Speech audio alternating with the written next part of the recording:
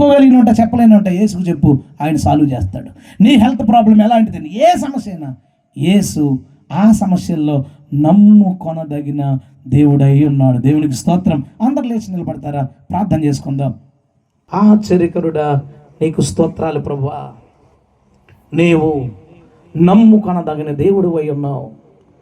నీ వాక్యము చరిత్ర దగ్గర నిలబడుతుంది. నీ వాక్యము సమాజం దగ్గర నిలబడుతుంది. నీ వాక్యము సైన్స్ దగ్గర నిలబడుతుంది. నీ వాక్యము ప్రతి సమస్య ముందు నిలబడుతుంది. నీ వాక్యము, నీ మాట దురాత్మల ముందు నిలబడుతుంది. చీకటి శక్తుల ముందు నిలబడుతుంది.